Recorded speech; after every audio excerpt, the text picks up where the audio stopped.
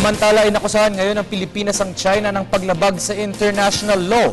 Ito ay kaugnay ng report na nagpadala na ang Beijing ng pinakamalaking fishing fleet sa pinag-aagawang teritoryo sa Spratlys. Samantala, patuloy namang inaantabayanan ng hukbong sa tatahan ang nasabing Chinese fishing fleet.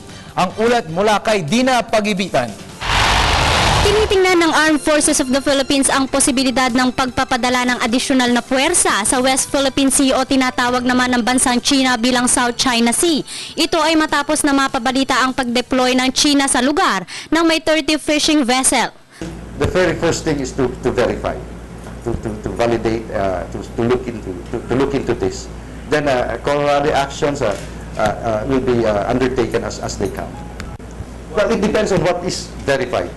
Of course, we will look into first who are they, what is the extent, where are they, and be able to look into the actions that can be undertaken or maybe undertaken in coordination with other government agencies like DFA also. Una rito, tiniyak ng hukbong sandatahan na handang-handa sila na depensahan ang teritoryo ng Pilipinas sakaling ma-validate ang balitang ito. Our mandate is definitely to protect our sovereignty. Ayon pa sa pamunuan, kaisa ang buong gobyerno kabilang ang mga ahensya nito sa pagdepensa sa ating nasasakupan. Sa diplomasyang paraan pa rin tinitingnan ng pamunuan ang pagsasaayos ng nasabing agawan sa teritoryo.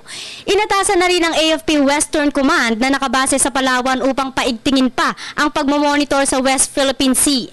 Gayun din, siniguro naman ng pamunuan na may puwersa ang Philippine Navy sa lugar upang siguruhin ang close monitoring.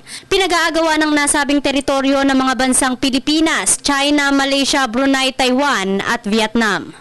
Para sa Bayan, ako si Dina Pagibitan.